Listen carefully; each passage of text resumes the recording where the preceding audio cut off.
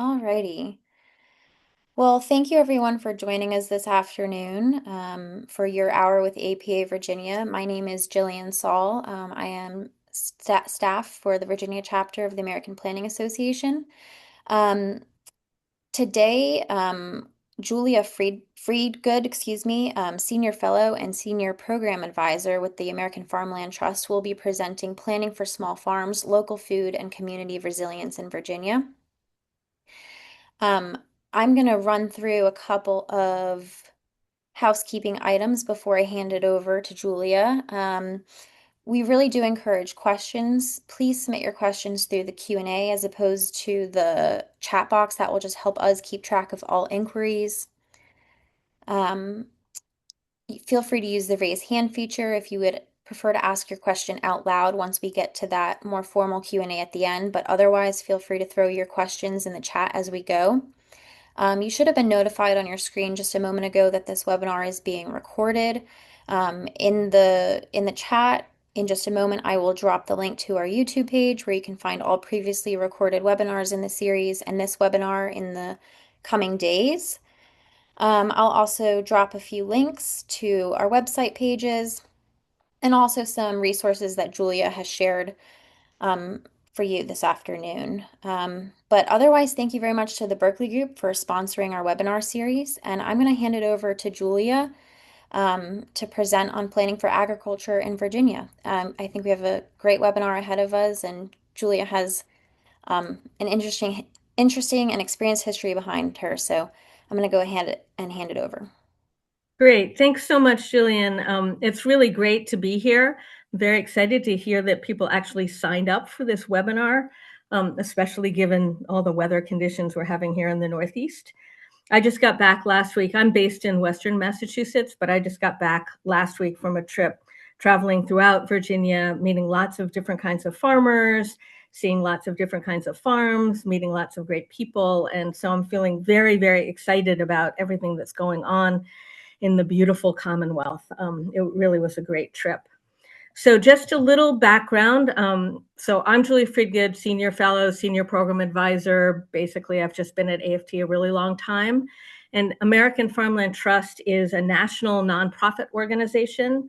Our mission is to save the land that sustains us by protecting farmland, promoting sound environmental farming practices, and keeping farmers on the land.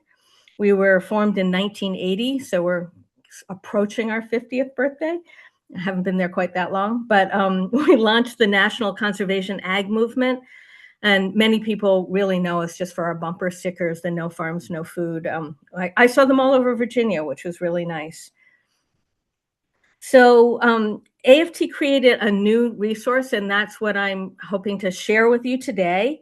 It's to help Virginia's counties, cities, and towns prepare for a future where small and mid-sized and all kind of local farms not only survive, but thrive.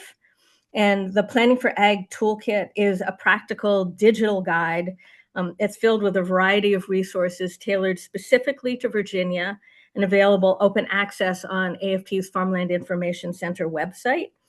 It's designed to help communities take action. So it is about planning, but it's really also about action to protect farmland for farming, to sustain the agricultural economy, and improve environmental outcomes on the land, essentially to help integrate agriculture into land use planning, policymaking, and economic development. This can happen as part of the comprehensive planning process. It can be integrated into other kinds of plans like sustainability plans, or it can take place as a standalone effort. The project was guided by a wonderful expert advisory committee, and it came out of a project called Regenerate Virginia, where we did dozens of stakeholder interviews, a farmer survey, a series of listening sessions with farmers from all kinds of backgrounds all across the Commonwealth. The outreach focused on various topics from economic conditions and trends to farmland loss, to the potential for ag conservation practices to store carbon in the soil to mitigate climate change. And our advisory committee really guided our work. They're the boots on the ground. They suggested that we develop the toolkit as an online guide. They're all listed on the slide, and you can see that they represent a nice cross-section of interests from planning and from agriculture. And with their support, we designed the toolkit to be, keep it up to date, be interactive as possible rather than a static document. We've done a lot of static guides in the past, allowing for continued adaptation as policies evolve and ag, economic, land use conditions change. So the website has 5 tabs, and it has side navigation to sort of help people, like if you want to specialize in one area or another, you can just go right to that part. Each tab has explanatory text and links to materials, both to read or watch or listen or use, and in some cases to connect. These range from fact sheets and community profiles, which we created, to other people's resources like videos and podcasts and other websites, data sources, and so on. And because it's a living document, which we'll continue to build, we welcome suggestions from you and other users on what else to include and how to improve both the site and really the content on the site. And if there's time at the end of the presentation, I'll take a few, and if I can get the technology to work, I'll take a few minutes to walk you through it. So please, if you have any resources you think that we should add, or any adaptations you think we should make, please let me know.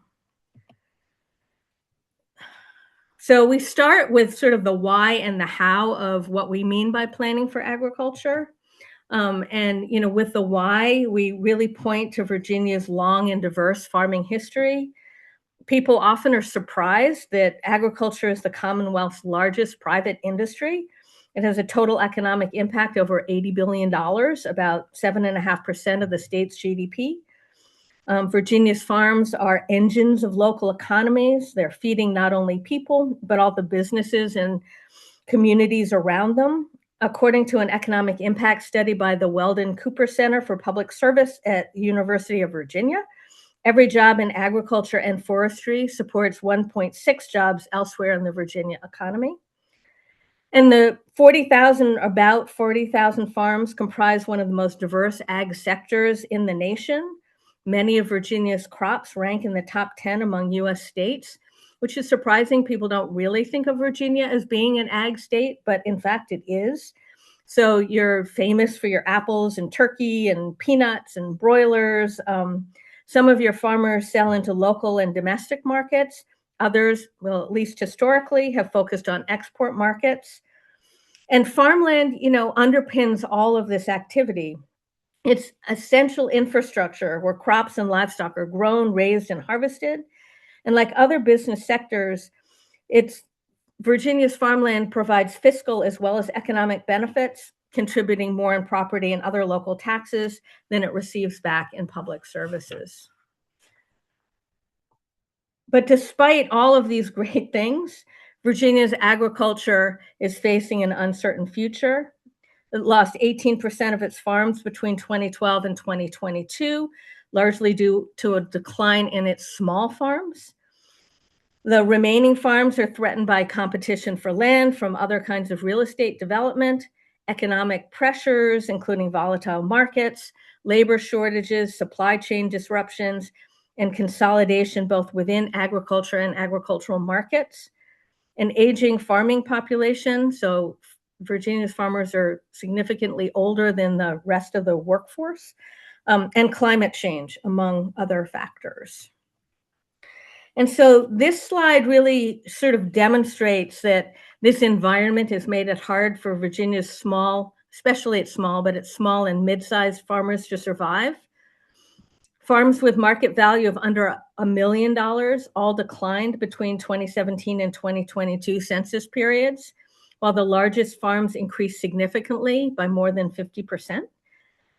It's really hard to find economies of scale given high land, labor, and input costs. So, as I mentioned before, consolidation is an increasing problem, maybe not for the consolidated folks, but really threatening sort of the ability of smaller farms to survive in the economic conditions they face.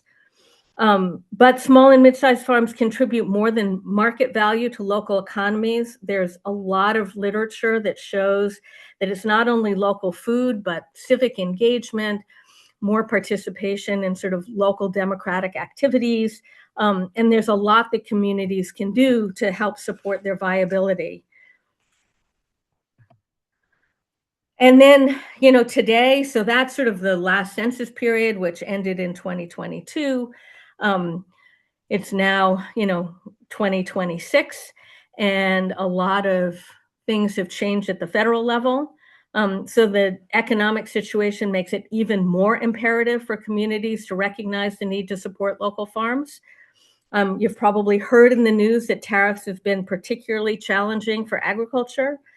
Farm bankruptcies are surging, up 46% nationally last year, 69% in the Southeast region, which includes Virginia.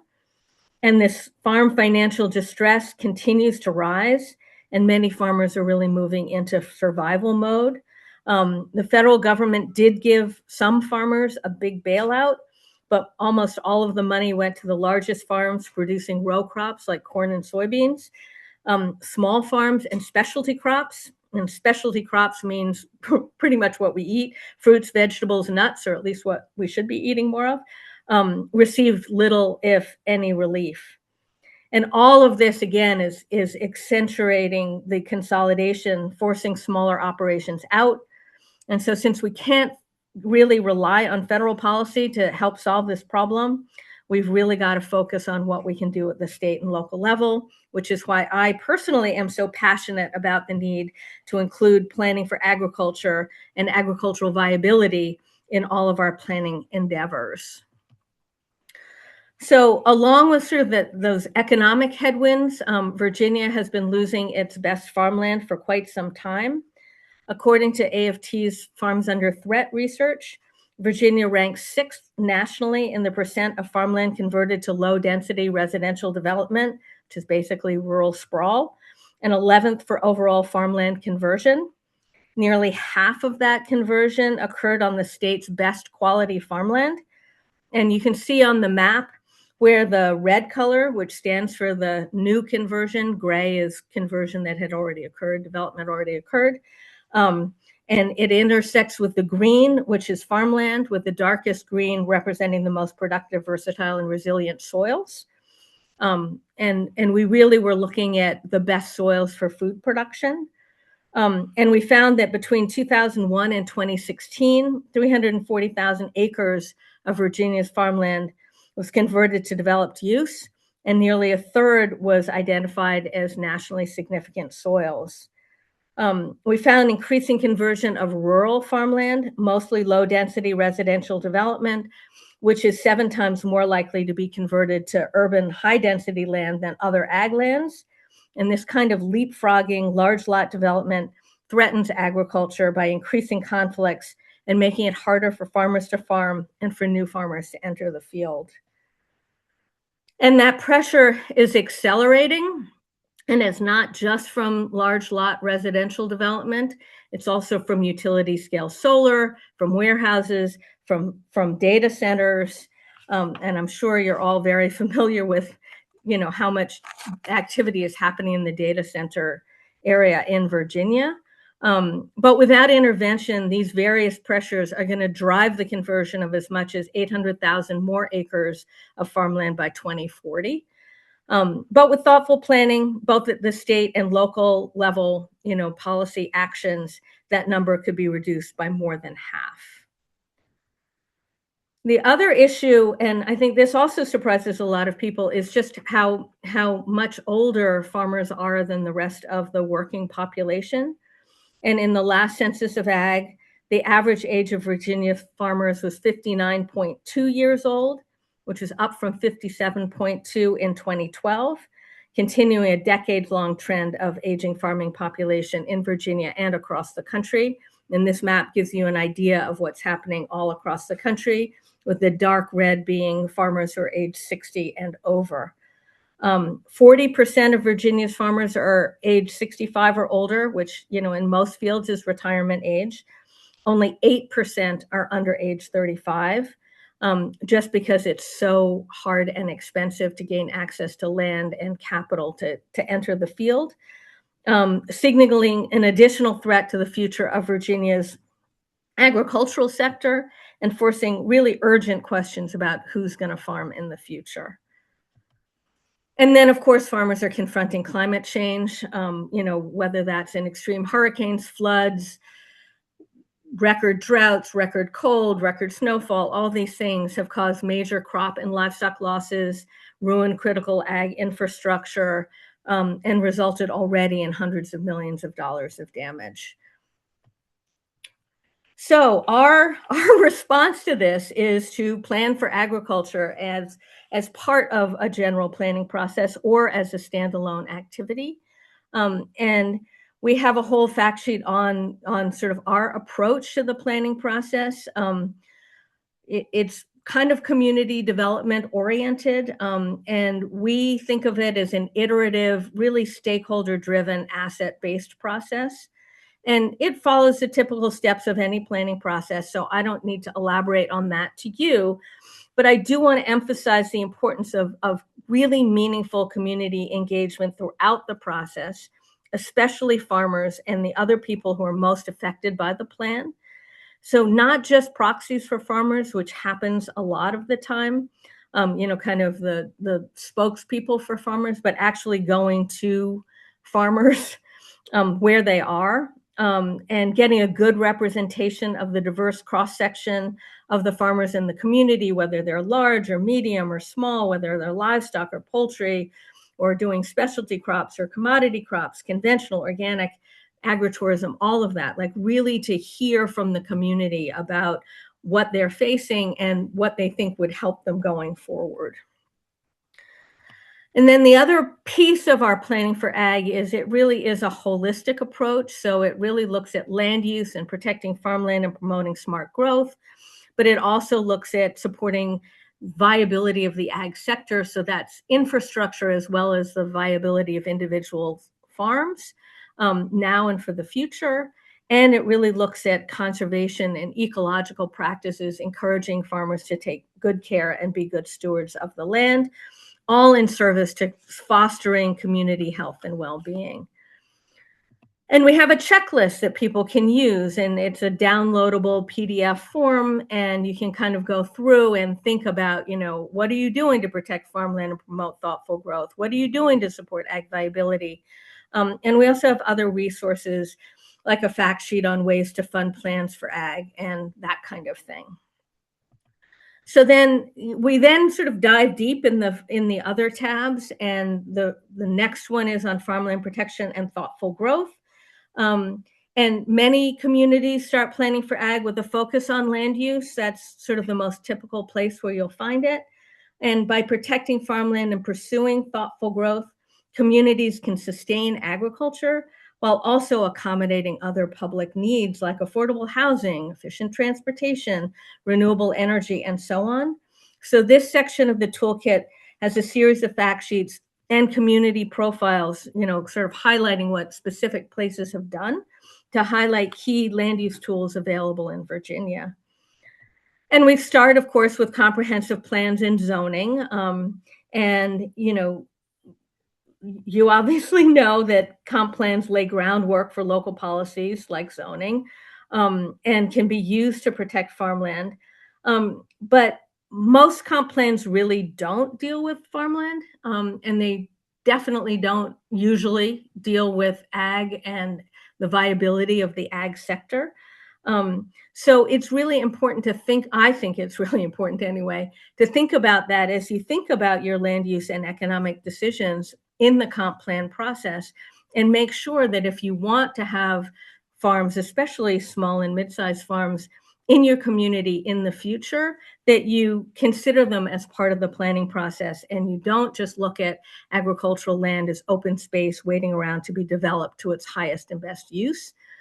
And zoning, and again, I'm sure you're all very familiar with zoning, but I think that for me, the main takeaway is that most communities have large lot, kind of rural residential or even rural agricultural zones, which allow farming activities, but they don't protect them and they don't prioritize them. And Therefore, they often fragment the agricultural land base and increase property values beyond the reach of farm businesses. So they may be intended to be in service of protecting farmland, but they often go kind of in the other direction. So we provide detail on various ways zoning can be used to protect farmland for farming, ranging from ag protection zones to overlay zones and urban ag zones. But the main takeaway is that to effectively protect farmland with zoning, it's important to define agriculture as the preferred land use and limit activities that interfere with farm production. And then there are a whole slew of other policies that are really important, and in Virginia often take place at the local level, even though they're state level policies. Starting with use value assessment, which the law was passed in 1972, and it allows farmland to be assessed at its current use rather than its potential use for non-farm development. Again, in Virginia, and this is not typical, many of these programs are statewide, but in Virginia, local governments have to adopt the policy. 88 of them have, and most of them also include forested lands, and many include open space as well. Then in 1977, the Commonwealth passed the Ag and Forestal Districts Act, which is a really important program to conserve, protect, and improve the state's working lands. It's driven by a landowner petition, but then counties form the AFDs to offer incentives to keep land in production. And one of the main benefits is use assessment in places that don't already have their own program. But other incentives include protection from eminent domain or from local laws that unreasonably restrict agricultural and, in many cases, forestal operations. And another really common program that local governments have adopted is purchase of development rights programs. And that was authorized in 2001 when Virginia created the Office of Farmland Preservation to help local governments develop programs to purchase development rights or place an agricultural conservation easement on farmland and permanently protect the land for farming. In 2008, the program was funded to provide state matching funds to local governments. It's usually a one-to-one match. And recently, this program has been moved over to the Department of Forestry to merge with their forestry easement program and create an Office of Working Lands. But we have a community profile of Stafford County's PDR program.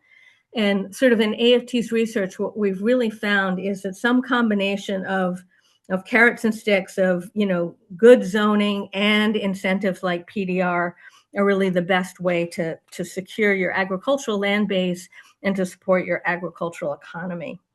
But there are also programs like transfer of development rights, which is authorized in Virginia. It hasn't been used very much, but it combines zoning and financial incentives to shift development from designated sending areas, where people want to protect the farmland, to receiving areas where increased development is preferred.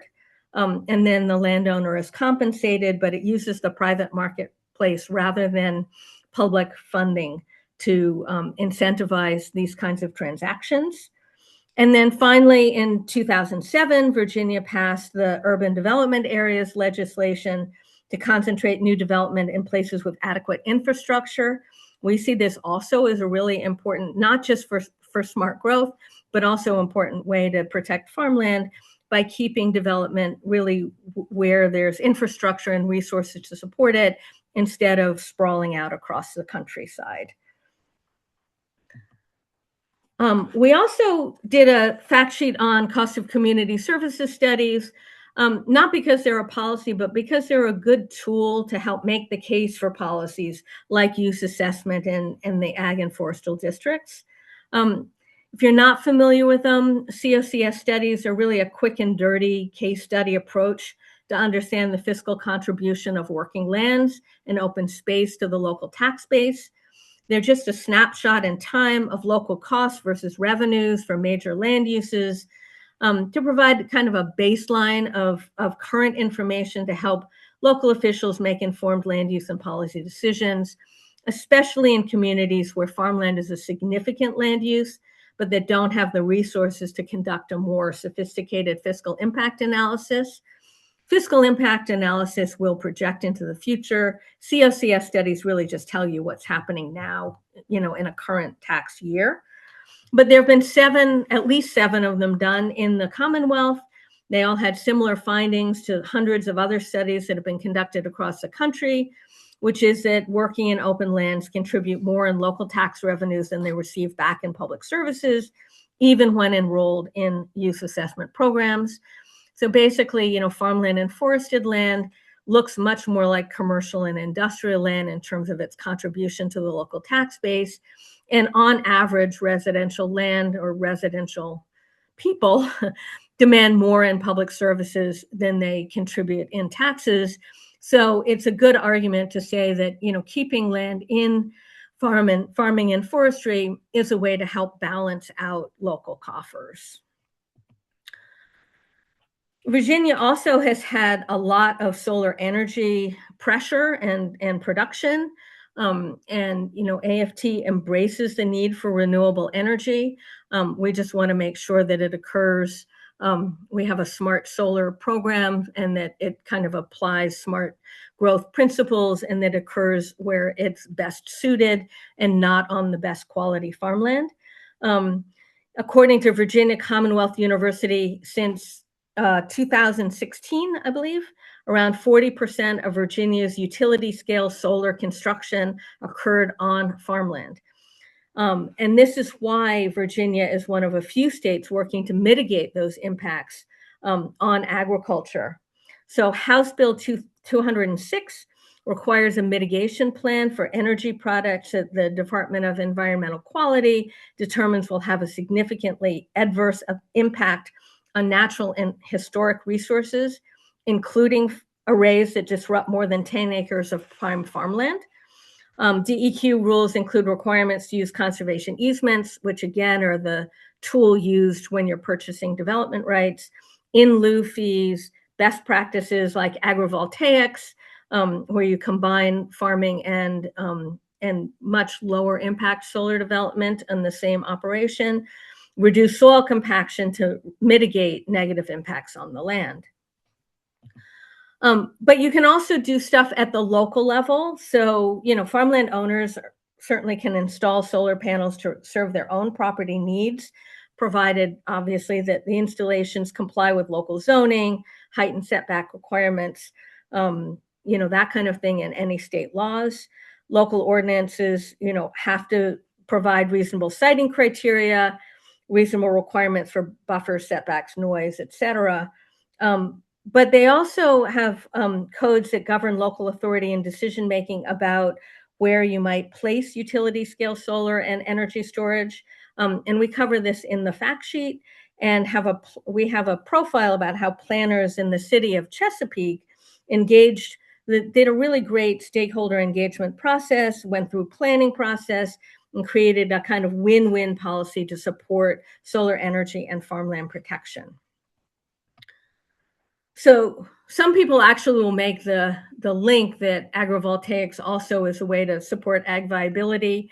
I think that sort of mitigating the impacts of the development is an important farmland protection concern, but it is a little bit of, how you want to skin the cat. But in ag viability, again, there are 38,000 farms in Virginia, and agriculture is seen as a cornerstone of the state's economy. It's leading private industry. But as I said before, it faces these strong headwinds, and a lot of small farms are really struggling because of high land values, rising input costs, some of the new federal policies, and so on. And so, again, it's important when we're thinking about planning for agriculture and the resilience of our communities, not just to think about the land use and protecting the farmland, but also to think about how to support local farms and strengthen local farm economies. So there are lots of ways zoning can do it, and we have fact sheets on all of these. And in the interest of time, I won't walk through them all. But it is really important when we're thinking about zoning to think about how it can be used to support farm businesses and value-added activities and things like on-farm retail marketing. Communities can use ordinances to define ag uses to determine whether activities like agritourism or composting or farm stands or riding stables or wineries and breweries, value-added processing, all these things are allowed by right, or if they're considered accessory or ancillary uses. Communities can decide when uses are conditional or when they require special permitting. So there's a lot they can do and need to kind of, this is again why it's so important to listen to the farming community to make sure that the policies, if they say we want to support agriculture, that they actually have policies in place that support and don't thwart different kinds of ways that farmers are finding to add income to their farming operation.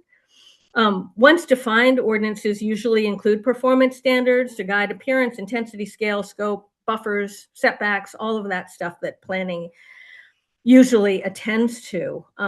But I think it's good to keep in mind that the Code of Virginia defines a farm as land used for the production, cultivation, growing, harvesting, or processing of agricultural products. Agricultural products are broadly defined to include livestock, aquaculture, poultry, horticultural, floricultural, viticultural, silvicultural, or other farm crops, and also include agritourism. So given this definition, accessory uses would include marketing related activities like value-added processing or a farm stand. And so, if you're interested, please dig into these fact sheets to, sort of find out the ins and outs. And we have some case stories that go along with them to give examples of how communities have addressed some of these issues.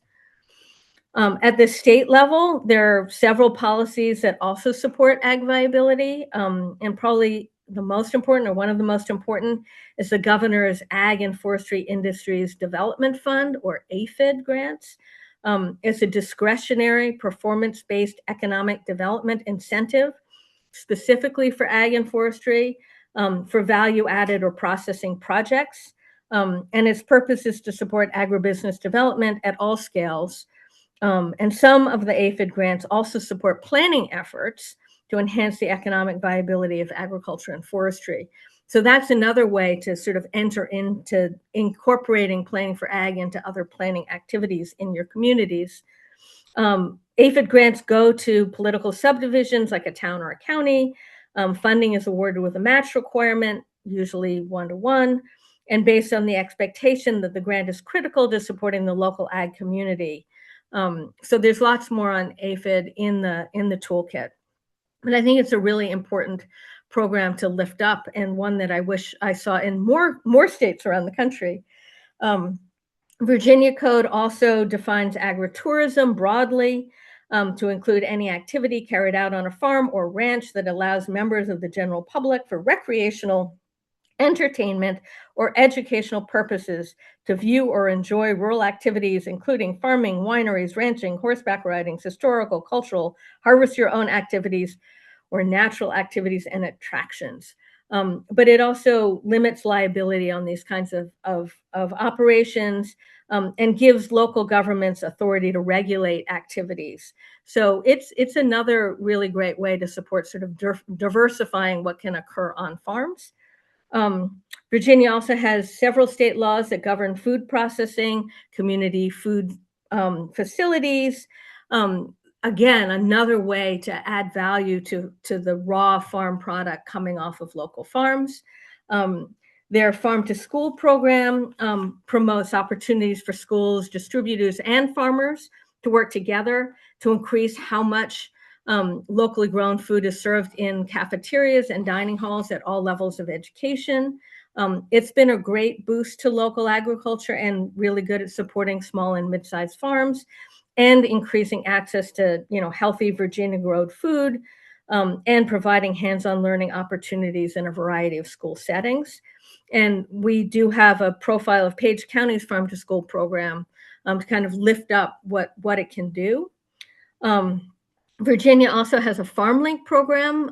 You might remember that I said, there are a lot of 40% of Virginia's farmers are traditional retirement age. There aren't a lot of young farmers coming in, and the FarmLink program is really supposed to bring them together to help retiring farmers transfer their farms to beginning and expanding farmers.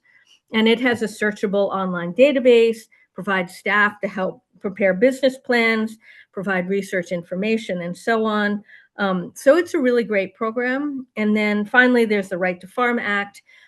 Every state has some kind of Right to Farm Act, and so does Virginia, which is to protect farmers from frivolous lawsuits.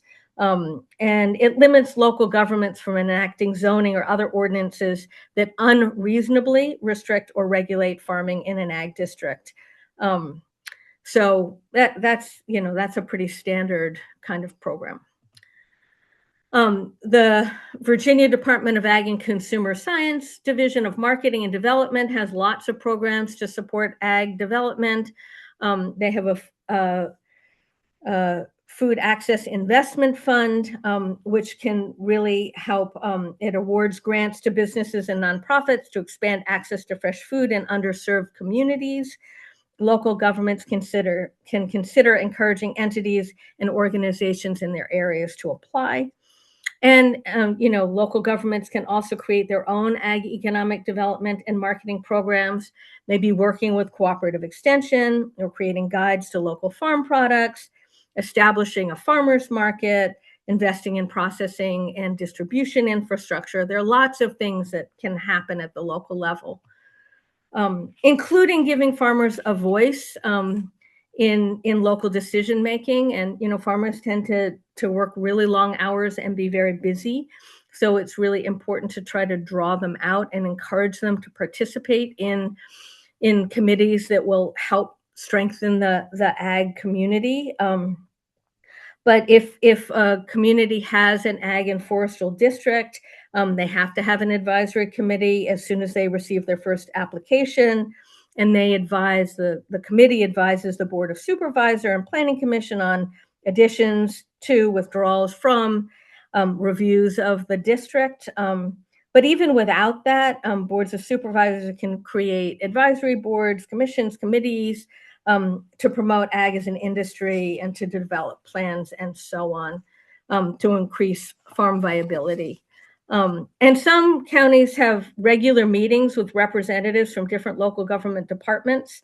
And that really helps get people talking to each other and understanding each other. So we have a profile of Fauquier County's Ag Collaborative to illustrate this. It's a really great example. But these meetings, regularly can create opportunities for communication and minimize misunderstandings and missed opportunities. And then finally, communities can hire their own ag development officer or an ag economic development director to support agriculture. Some counties have dedicated funding to this. And so we have a little community profile of Grayson County, which supported the local farm economy with an ag economic development director. So there are lots of things communities can do. And it's really important. And then the final piece in our, sort of three-legged stool is conservation agriculture, and making sure that, the farmers are good stewards of the land as well as earning a living on the land. So conservation ag helps build, healthy soils, supports clean water, provides habitat for biodiversity, and it helps agriculture prepare for and manage disruptions from climate change. The Chesapeake Bay Act, is one of the most powerful tools you have in Virginia. Since the 1980s, the Bay has been on EPA's dirty waters list. And since 1988, Virginia has had this Chesapeake Bay Preservation Act to manage non-point source pollution by requiring implementation of effective land use management practices. So that's really important to add into any kind of planning that's done, especially in the 80 or so Virginia cities, counties, and towns that are in the watershed, to make sure that that is happening. Then the other thing, and this can be helpful even in implementing things at the local level with the Bay Act, is soil and water conservation districts, which are really a powerful asset at the community level. They were established after the Dust Bowl to prevent soil erosion and floods, and conserve soil resources and use, conserve, and dispose of water. In 1938, the Virginia Assembly authorized the creation of the state soil and water conservation districts, and recognize them as political subdivisions of the state government. Today, there are 47, serving most of the localities in the Commonwealth, providing outreach and education, as well as technical and financial assistance to landowners and the public on everything from soil stewardship to water quality and agricultural conservation. So if you're not working with your local soil and water conservation districts, I strongly recommend it do so. And then there are a whole slew of farmer mentoring problems. Again, there's so many, I'm not going to go into depth about them, but I will say that some operate statewide, others only serve specific geographic areas, some focus on advancing soil health practices, others offer more generalized support. Most are operated by nonprofit organizations or co-op extension at Virginia Tech. But they can be great partners in local activities as well. And then there's composting, which is both good for the soil and also can be really helpful to communities for dealing with things like leaves and other kinds of organic waste.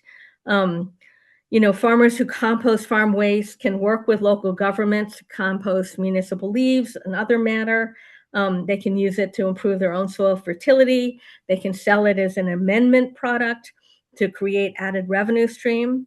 And it benefits communities by storing carbon and improving water retention in soils, reducing methane emissions by keeping organic waste out of landfills. So in Virginia, there's several sets of regulations that govern composting. I'm not going to go through all of them, but basically it's allowed on farms as an accessory use as long as certain requirements are met. Like setbacks, like it has to be 300 feet from property boundary, 1,000 feet from an occupied building. Local governments have limited authority to regulate it, but they can address things like setbacks, buffers, screening, and so on through zoning and other local ordinances. So that's kind of the main body of the toolkit. The last section is on additional resources.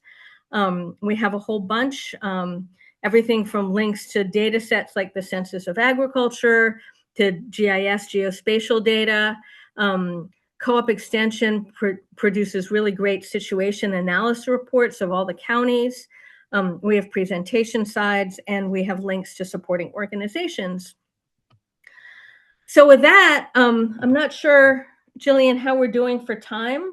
If you want to go straight to questions, or if you want to have me take folks through the toolkit, but maybe questions. Yeah, let's dive into some questions. We've had a number come in. I'm going to go ahead and stop your screen sharing. I think I'm here actually with a face. If you see, do you actually see the red icon on the upper right-hand corner of your screen? Stop share. Yep, there you go. Awesome. Alrighty. Okay. Okay, so earlier on in the presentation, Ahmed had asked, could you please provide information on whether federal or state programs are available to support new farmers or help prevent them from facing bankruptcy? Oh, that's a big question.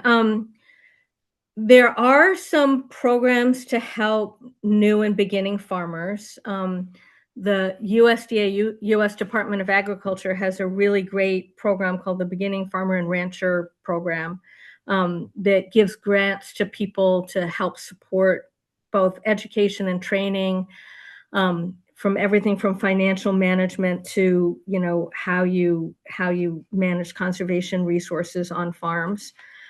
So there are some good programs at the federal level. There are a handful of states that have beginning farmer tax credit programs. Virginia is not one of them. And we do cover some of this in the toolkit, but that are supposed to help facilitate the transfer of land from a senior generation to help a beginning farmer get onto the land. And then there are a couple of the state easement programs. So in Maryland and Delaware, there are also programs that use purchase and development rights. And they basically give farmers money up front to help them buy a farm as long as they have their business plan and everything in place. And then they get a certain amount of time to pay it back by selling an easement. So there are some programs, I would say, having worked for a long time in the space, there aren't enough, and that we need to think more deeply about how to support that next generation.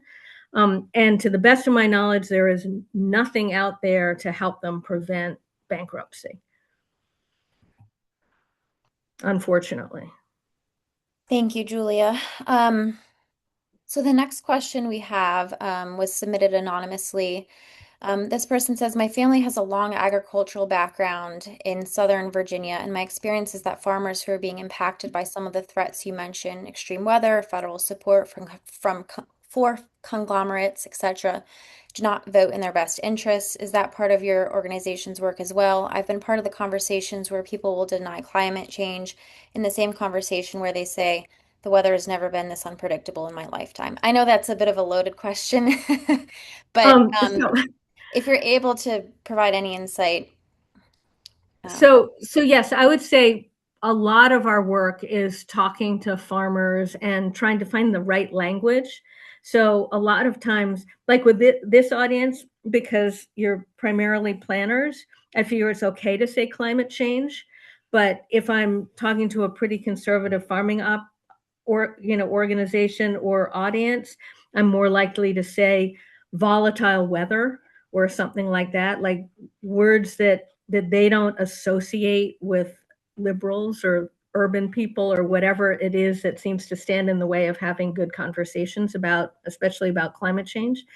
And farmers absolutely, more than anybody, are aware of what's happening with the climate. So sometimes it's just a matter of, meeting people where they are, kind of trying to use language and vocabulary that they're comfortable with, and then trying to address the issues. Like, good soil health is a pretty immediate and quick way to mitigate some of the impacts of climate change. So let's talk about soil health. And then usually if you talk about conservation, I even had a conversation last week in Southern Virginia where somebody was saying something about conservation. I said, well, conservation is essentially a conservative thing, right? Because you're conserving.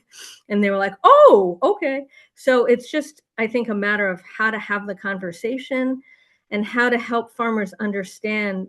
A lot of really rural farmers have a huge distrust of government, especially the federal government. And so it's really a matter of how to help them make decisions that can, like, this is why I think this local level planning is so important, is how can you make decisions in your own community that are going to support them? And then maybe that can lead to them understanding that there are some federal programs that are helping them, and like the beginning farmer and BFRD, Beginning Farm and Rancher Development Program. And then there are others like the tariffs that maybe are not really in their best interest. and we actually had a recent webinar in the series that kind of explored this use of language and provided some examples to use. So I'll try to pull that up in the next few minutes and share the link, but it's definitely on our YouTube page, and I think the title centered around engagement. Alrighty, so next up we have a question. Could you describe the interaction or relationship between Virginia's proffers and TDR/PDR? Can they be effective for transferring development, but what are the pitfalls, benefits of combining them with proffers? And I know that Well, now you've Virginia started. is a unique state when it Yeah, comes I to was going to say now, so this is good input for what we need to address in the toolkit, because we really have not looked at that issue at all. But thank you for raising it, because it looks like something we should really be thinking about. So I'm going to take note of that. Okay, great. Thank you, Julia. Next up, we have a question from Rachel. Rachel asks, one dilemma facing Northern Virginia is that conservation easements provide greater benefits for landowners, and entering one often means withdrawing from the AFD program and can then make other land ineligible for not being close enough to a core. When parcels are forced out of the AFD program, often they lose their benefits, reduced assessment of use value assessment. This Hmm. is maybe more of a commentary, but I don't know if you have anything to add or if you have any insight there. No, but I wasn't aware that if they're forced out of the program, they lose use of value assessment. And that is something that I'll bring back to our policy team, because it really shouldn't. because if it's permanently protected, there's no better way to make sure it's going to stay in agricultural use. So let me look into that one. These are great questions. Yeah. Okay. And I'm going to save that question as well, just so we have record of it. Yeah. Yeah. If you could send me some of these afterwards so that I can bring it back to the Virginia team. Absolutely. Um, Next up, we have a question from Alex. Alex asks, what about use of sludge on farms? Well, that is a very hot topic right now, and we're actually doing a lot of work. Our policy team is doing a lot of work around PFAS. Um, it's it's really tricky. So um, I don't want to get out of line here because we haven't stated our policy position. But when I look at what's happened in Maine, which had a policy to really strongly encourage the use of sludge on farms, and now there are some very large dairies in particular that can't have cows anymore. They can't. Maybe they can do agrivoltaics, but they really can't do much because their land is so contaminated. So if you want to stay in touch, AFT is doing a lot of work on this, and we should have some guidance pretty soon. I hope to have guidance pretty soon. Yeah, it's a challenging topic. Alrighty. Let's see. We have one other question in the queue, anonymously asked, is there a plan to expand the Agricultural Visibility Index program to, I think they meant to say to include Virginia? It seems to be currently limited to New England, New York, and New Jersey. Whoever you are, I love you. I would love to. We really wanted, first of all, we'd like to update it for the Northeast simply because it used old census data. And second, we looked really hard to get funding to try to expand it to other regions. Um, I, I'm really glad that somebody actually thinks that it's useful because to me, it seemed like a really easy way for us to pull together data that we're very familiar with and use all the time and make it available to other places to save them a lot of time and effort when they're doing that. So thank you for the question. And right now, we would love to if we can find some funding. But we're a nonprofit, so everything we do requires funding. Alrighty, Julia. Well, that concludes the questions that we have in the queue for right now. So if you do want to, we have a few minutes if you wanted to share Sure, your website. let's see if I can do it. If I go here, can you now see the toolkit? Can you see? Oh, we had stopped sharing the screen, so Oh, okay. sorry about that. You just got to go back to. Hang on, let me go back to you. Screen share.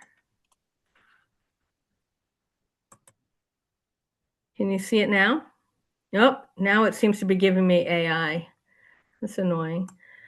Can you bring it up? Yes, I can do that. Let's Let's see. see if Is it that the works. same link that you had shared earlier with me, correct? Yeah, it should be. It should come. Yeah. Let me.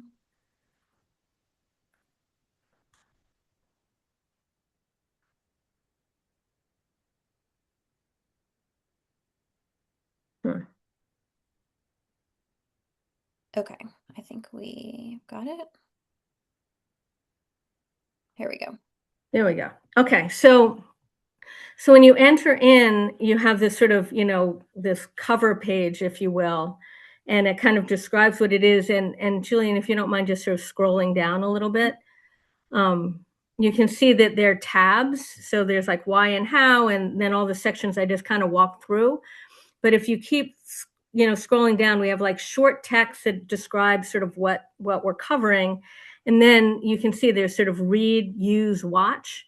And then you can click on any of those things and, watch might be a video that somebody else did.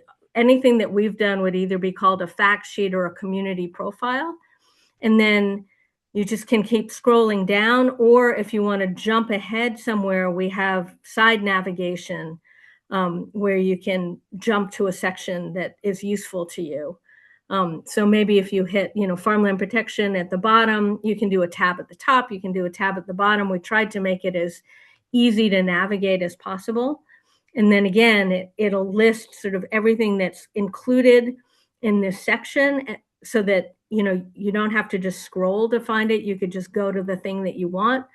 A lot of things, might just have read because we just developed something, but any place that we found other resources, we added them. And again, if you have any resources that you think we should include, please let me know. We really want this to be interactive and useful to people. So again, you'll have a video to watch. Some places we'll have a podcast or something, but you can click on a fact sheet. You can, click on all kinds of things. There was a podcast. So we have a lot of resources that aren't our own, as well as the things that we developed for the toolkit. And maybe just go to the last section, because I know we don't have much time, but the last one would be scroll up or down to find. So the next tab, so the last tab, which is resources, just to give you an idea of like other resources that we have, where to go.